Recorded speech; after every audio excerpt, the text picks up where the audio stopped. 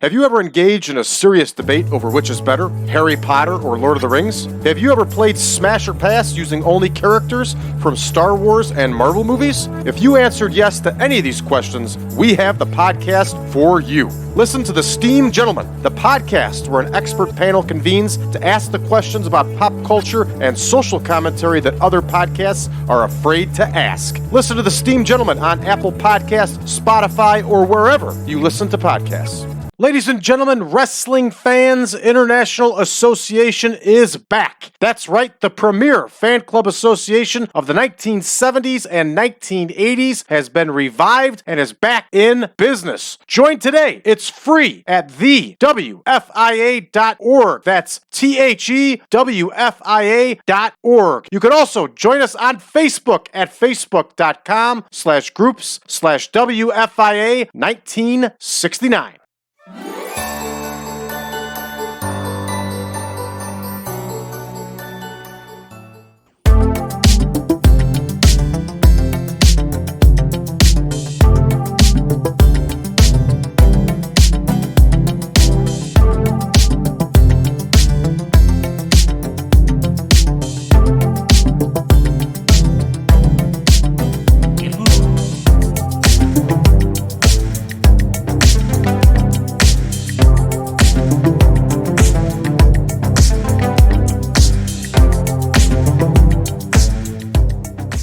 Welcome back, everybody, to the 1987 Supermod. I am your host for this action-packed event. My name is Brad Drake, and this is the 1987 Supermod. Tonight, the Championship Wrestling Association is in Jonesboro, Arkansas, at the Convocation Center. This is the typical Sunday night stop for the CWA in the 70s and 1980s. Let's check and see who is out for tonight.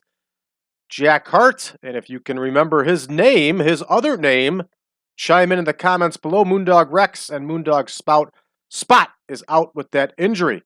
Let's take a look and see if we had the Moondogs in action. We did. We had Moondog Rex in action. Let's double check that to make sure it was Rex. Yes, Rex is out. So we can swap out Rex with Moondog Spike and still get what we're looking for here.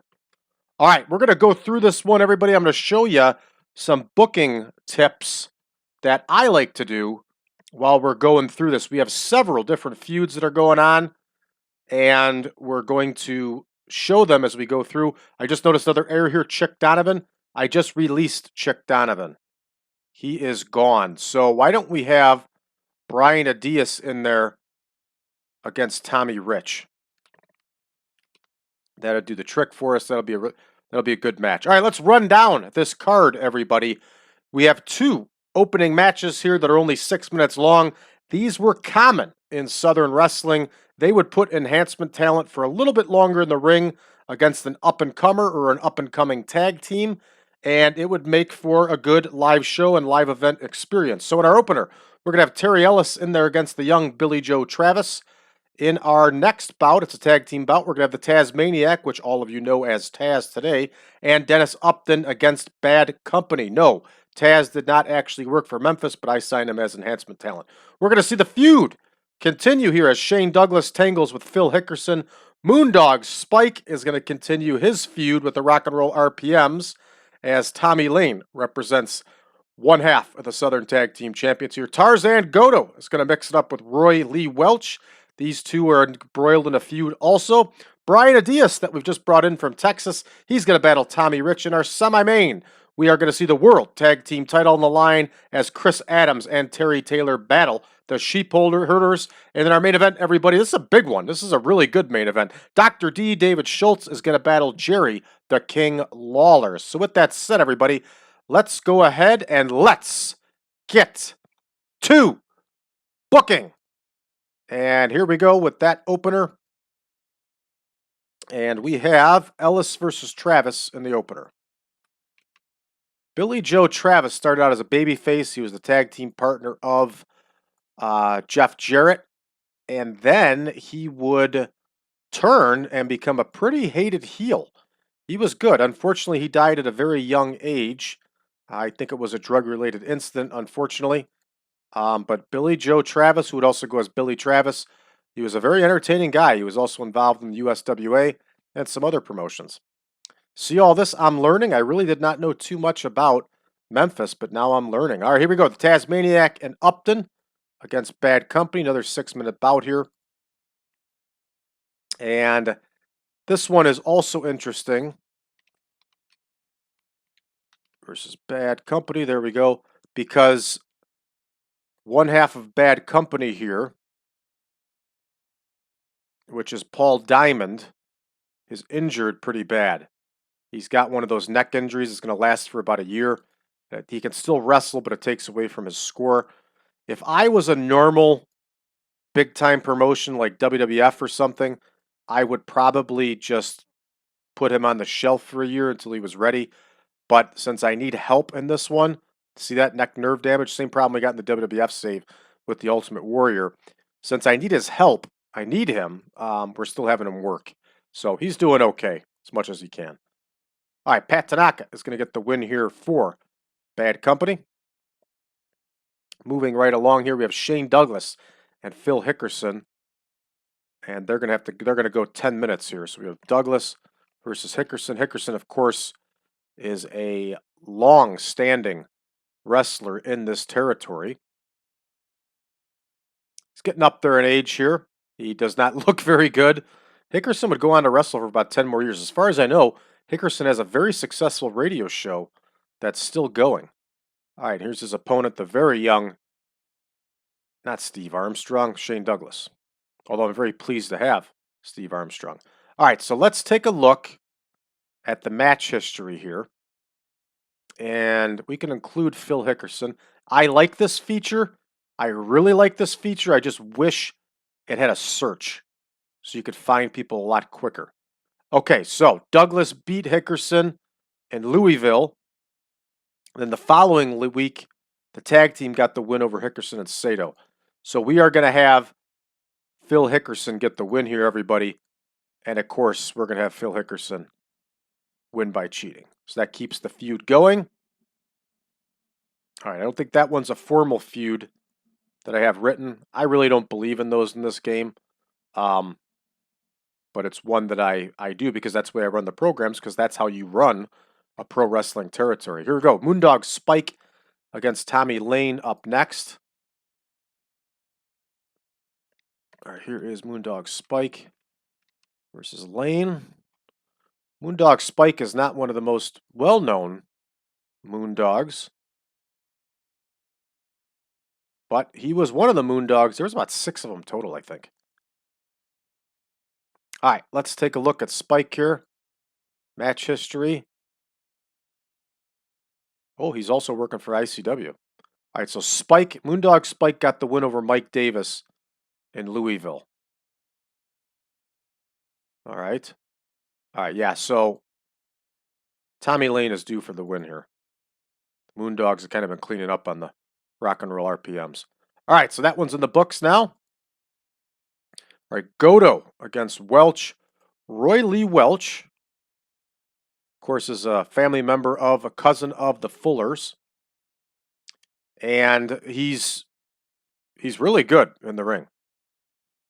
Goto versus Welch. I've actually heard Ron Fuller state on more than one occasions that Roy Lee was probably the most talented in-ring of all of them.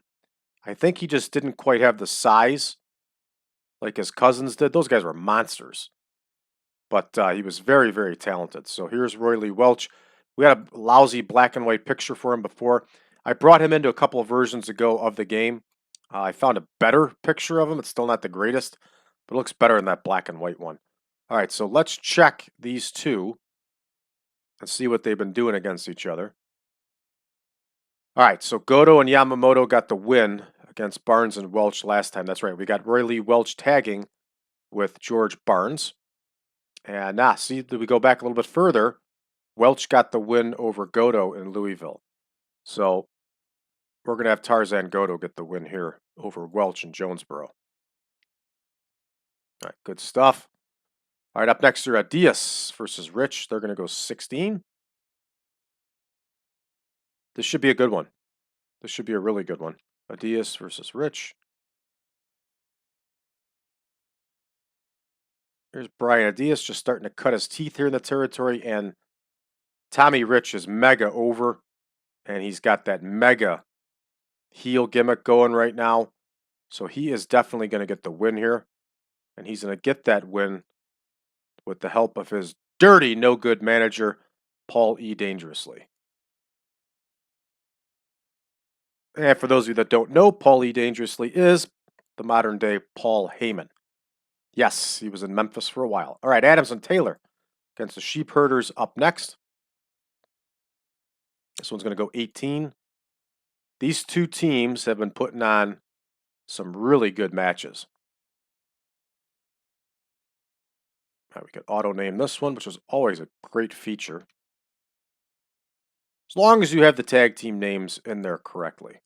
All right, let's take a look and see what's been going on with these two teams. All right, so we got exchanging wins here. Cool.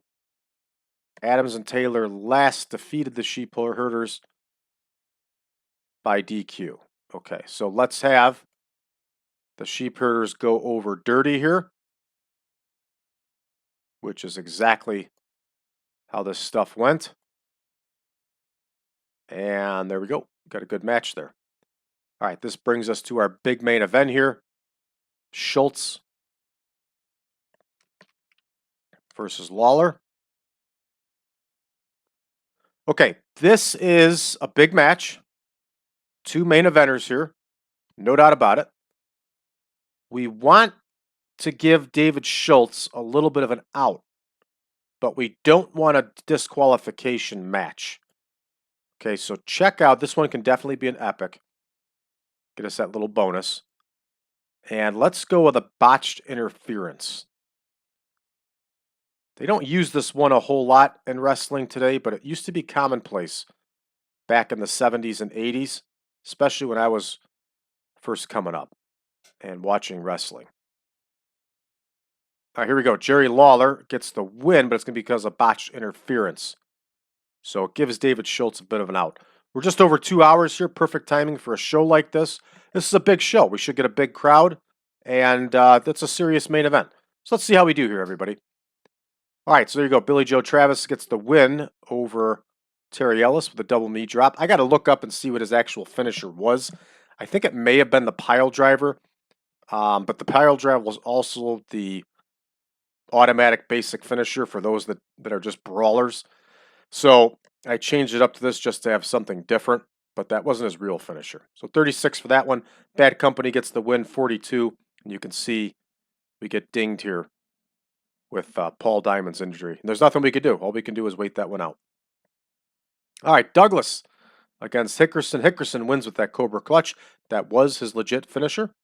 55 overall for these two. That's a good score for a Southeastern territory like this. Shane Douglas is picking up popularity and doing very well. And here we go. Moondog Spike against Tommy Lane.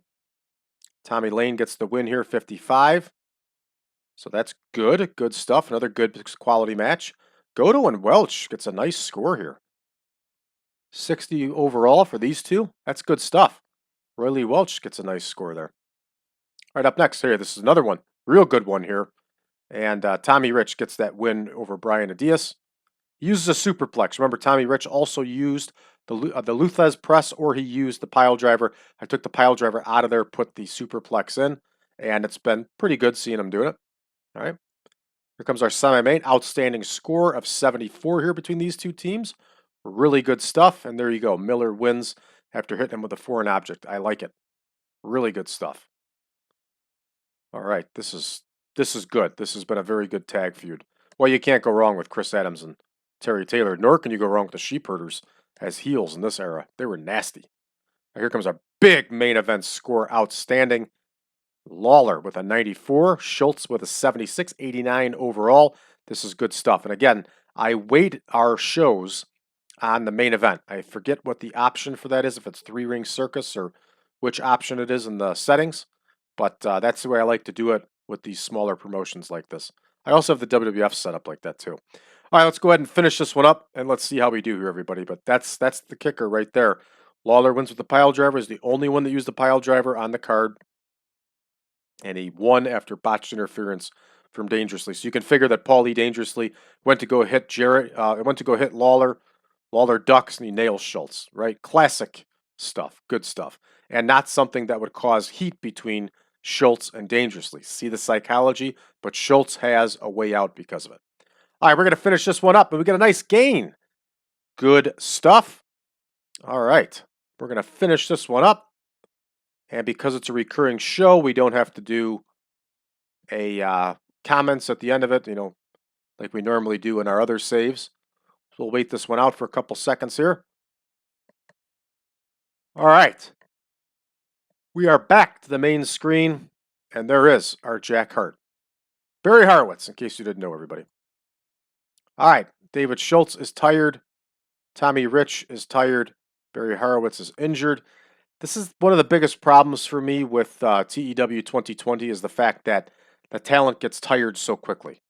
And it's just not the case, right? These guys can work 2 or 3 nights in a row and be okay. They're not going to be exhausted from wrestling 2 or 3 nights. But in this version of the game, that's the way it is. And I hope that gets changed because it's just not realistic. All right, everybody, that's going to do it for this episode. I hope you enjoyed taking a trip down to Memphis here and checking out this good stuff. And it is all good stuff here. So, for those of you that are new to the channel, please hit that subscribe button and drop us a message below. Let us know how you found the show and what you think of it. For those of you looking for more, you can find it over on patreon.com/ I'm sorry. That's 2 shows in a row now. I almost did it. Patreon.com/PowerCast Network. There you will find the latest version of the 1987 Superbod, version 11, that just came out on December 1st. You'll find it there along with our spreadsheets and along with all of our shows early and ad-free. And it's only $5, everybody. $5 donation gets you everything. And remember, that money does not go in my pocket. That money goes to the Cauliflower Alley Club, and it also goes to Wrestling Fans International Association. For those of you looking for us on social media, you can find us on Facebook.com/group/1987Supermod. You can also find us on Reddit under the subreddit of TEW 2020 Friends. And last but not least, everybody, make your way on over to thewfia.org. Sign up today. It is free. Join Wrestling Fans International Association, and you'll get a free digital subscription of the bi-monthly publication, Wrestling Fan News. Thank you, everybody, for tuning in. We'll be back in action here in just a couple days.